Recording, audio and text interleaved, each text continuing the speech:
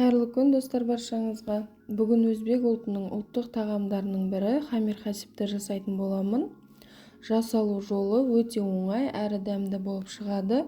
Ең алдымен ыдысымызға суымызды құйып, бір жұмыртқаны салып, тұз қосып, араластырып аламыз. Содан соң үстінен ұнымызды електен өткізе тұра қосып қамыр илейміз. Ұнды міндетті түрде ұн елегішінен өткізу керек, сонда қамырымыз әдемі шығады. Барлығының мөлшерін описанияда төменде қалдыратын боламын. Ұнды аз-аздан сала отырып, жақсылап қамырымызды илеп аламыз. Қамыр мантының қамырына ұқсайды. Қамырымызды илеп болғаннан кейін аз уақытқа тындырып қоятын боламыз. Келесі кезекте күрішті жақсылап жуып алып, үстінен қайнаған ыстық суымызды құйып, 5 минутқа тындырып қоямыз. Жаңағы тұрған қамырымызды тағы да қайтара илеп алдым. Енді ішіне салатын салмасын дайындайтын боламыз. Ол үшін фаршымызды алып, бір дана пиязды ұсақтап турап аламыз. Турап алған пиязымызды фаршымыздың үстінен салып, оның үстінен жаңағы күрішімізді салатын боламыз. Күрішіміздің суын төгіп тастаймыз.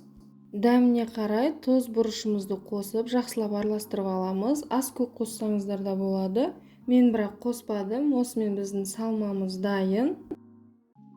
Ендігі кезекте алдын ала илеп алған қамырымызды осылай қолымның көмегімен жақсылап үлкейтіп алып, жайып алатын боламыз, жұқа қылып. Достар, егер видео рецепт ұнап жатса, менің каналыма қолдау білдіріп жіберсеңіздер болады. Ол үшін каналыма тіркеліп, комментарий қалдырсаңыздар болады. Менің каналымда тағы да басқа тағамдардың видео рецепттері бар, сонымен жасап көрсеңіздер болады. Қамырымыздың екі шетін баса отырып, ортасын баспай, жақсылап жұқа қылып, қамыр жайып алатын боламыз. Мантының қамырына ұқсас болып келеді. Жұқалап осылай жайып аламыз. Жұқа қылып жайып алған қамырымызды төрт бұрышты етіп, кесіп дайындап алатын боламыз, видеодағыдай.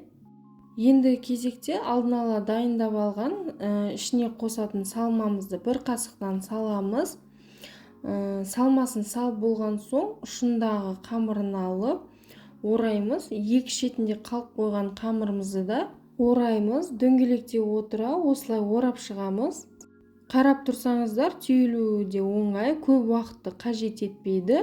Дәл видеодағыдай жасап шығасыздар. Салмасы жеткілікті болу үшін барлығын бірден салып шықсаңыздар да болады, немесе кезекпе-кезек осылай қасықпен салып орап шықсаңыздар да болады. Мантаваркамызды майлап аламыз, барлық қамырымызды жайғастырып шығамыз. Бетін майласаңыздар да болады, мен майламадым. Қайнап тұрған суымызда 40-45 минутқа пісіріп аламыз.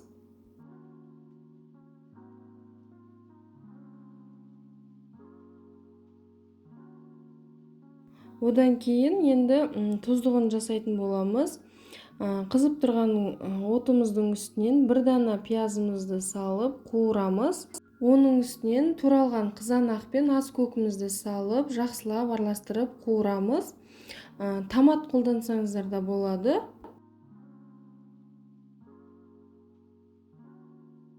Аздап қуырылып болғаннан кейін үстінен суымызды құйып, тұз бұрышымызды сеуіп, бетін жауып, аздап бұқтырып қоямыз.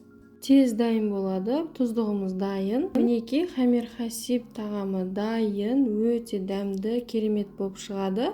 Бізге қатты ұнады отбасымызға. Сіздер де жасап көріңіздер, ұнайды деген ойдамын.